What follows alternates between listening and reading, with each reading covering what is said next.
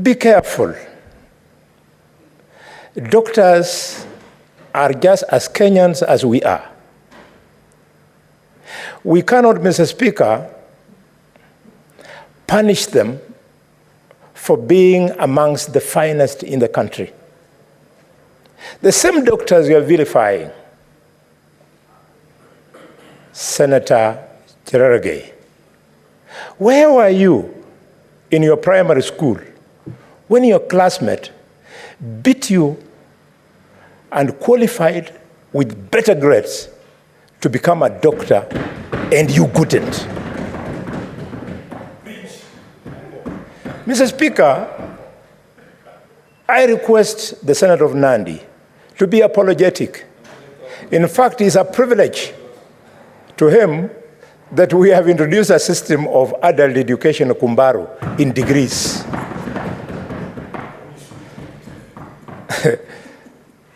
Otherwise, traditionally, he should not appear in court at all, because it's only Kumbaru that has allowed him to become a lawyer.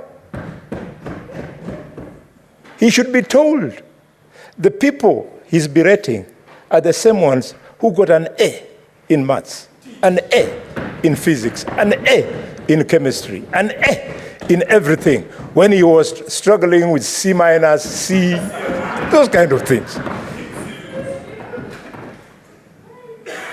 We must pay doctors. What is the big deal? And what's your point of order, Senator Mandago? Honorable Speaker, understanding Order 105 statement of fact, I don't dispute that doctors require A's in grades to qualify, but can the Senator for Kakamega prove that Senator Cherargei had C minuses and C? Can he provide evidence or withdraw and apologize? Mr. Speaker, if it pleases the Senator of Washington, I have withdrawn.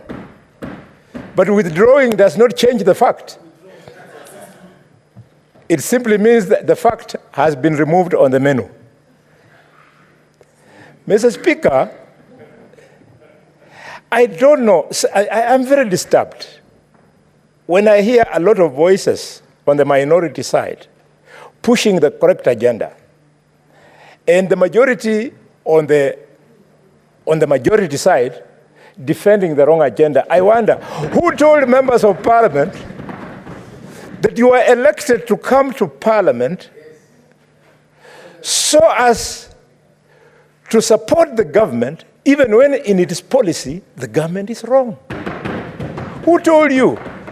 It is our responsibility on the majority side, on the minority side, to critically critique government policy so that we make it better. Mr. Speaker, if we do not correct the problem of these doctors, do you know it can go on for the whole year? For your information, colleagues, your child who tonight will have an asthmatic attack, God forbid, is not going to be treated by anybody else other than the medical interns at the private hospitals, because we senior doctors do not go on call. The younger doctors, the ones you're calling unqualified people, they are the ones who are on the first line. They are on call throughout the night, so they moonlight. They go for locum in private practice so as to make up. These guys can remain on this strike for 1 year because when they are on locum, they are paid better.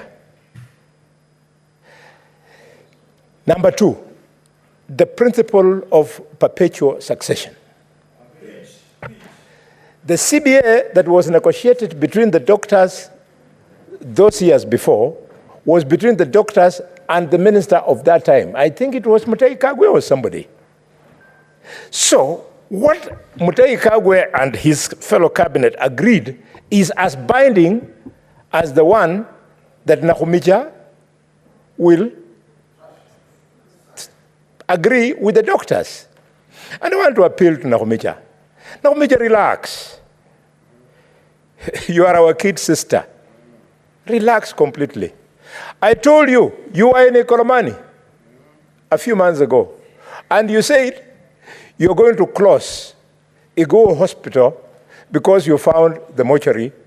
You're not going to close, you're going to demote it from level 4 to some other level because the mortuary service and ambulance service was having a problem.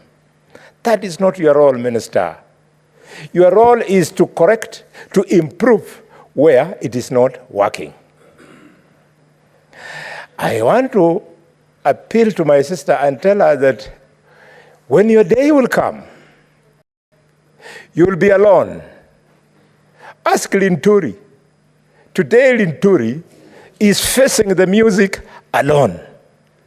Accountability is an individual issue. Go all out of your way, Minister, and help the government to fix the problem of doctors returning on duty. And it's not difficult. I hear, where is the chairman of Finance Committee is not here. But I think it is they're looking for 4.9 billion shillings. If you take the CDF, 200 million per constituency times 290, that is 58 billion shillings. If you just remove 4.9 so that an MP is getting slightly less CDF than they are getting, you'll pay the doctors and there'll be no noise. There is a young man called Ndindi Nyoro, the chairman of Budget and Appropriation Committee, Finance something.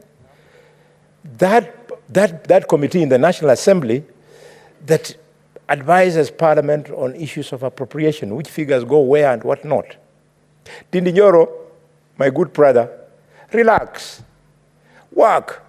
Instead of setting your eye on an imaginary year called 2032, where your age mates are telling you that you will be ABCD, concentrate, do your work for a few years. Before you came there, Mutaba Musimi was there.